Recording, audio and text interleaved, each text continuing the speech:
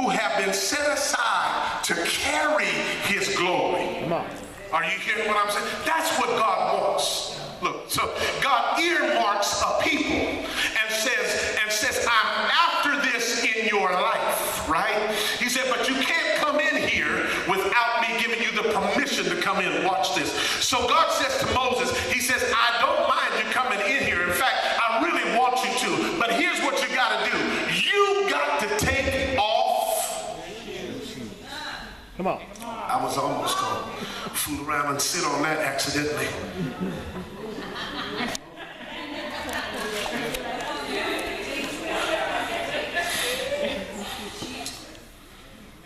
Just give me a minute.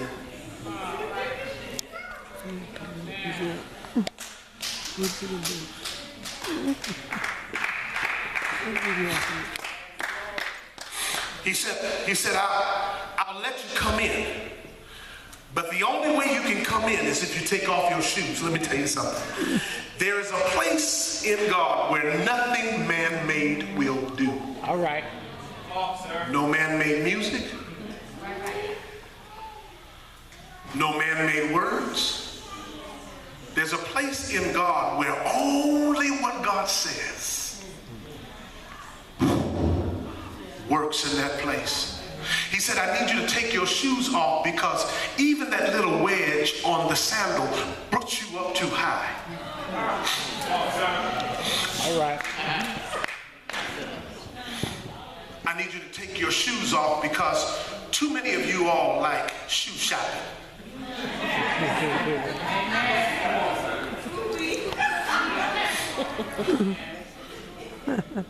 Because your shoes connect you to the style of the world. And the world is corrupt. Right. And you can't bring that foulness in the presence of the living God. I want to talk to somebody who thinks that God owes them something. You come into worship with your foul attitude, just as mean now as you have been for 20 years. And you don't realize that every time you step before the presence of God and can get out, it is a grace. Come on. Can I tell you this? In the Old Testament, the high priest, when they went into the presence of God, number one, they went in one time a year. Is that right, Pastor? They went in one time a year. And when they went in with the bell and the rope. They went in with a bell because as long as we hear the bell ringing, we know you're still alive. Are you hearing what I'm saying? And they went in with a rope because just in case you weren't as holy as you thought you were, and you fool around and died in the presence of God, nobody was going to bring you out. Are you hearing what I'm saying? The only way you won't get out of there is that they won't pull you out of the presence of God. Are you hearing what I'm saying? And you got to understand this. There was a reason. They found out that there was a reason for the rope. All right.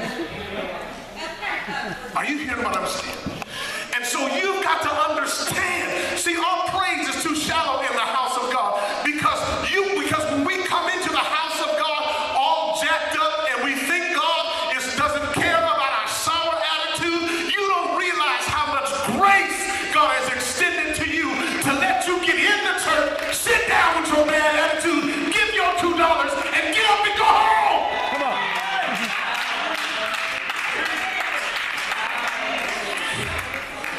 Thinking you did God a service. You still mad because you made the programs and nobody gave you credit for it 5 weeks ago.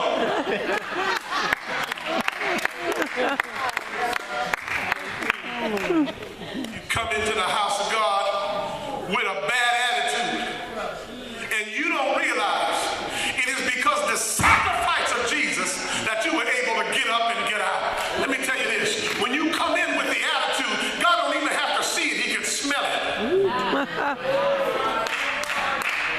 Let me tell you what happens. What God does is that when he sees and smells the attitude, he looks and smells for the blood of his son. All right. Come on. And when he smells the blood of his son, it appeases him. And he, Yes. Glory. Thank you, God, for your.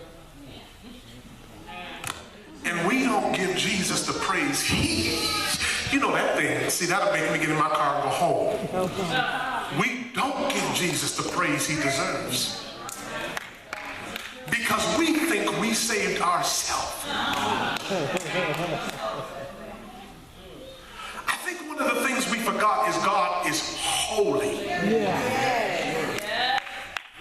Spirit and in truth does not mean flesh and a lie. You know, I don't know how God does it, but I have sat in places where folks were so fleshly, it made me sick. I don't know how he does it. Yes. But he extends love. Even as I'm talking right now, there's folk who won't even fix their attitudes. Can I tell you this? Whenever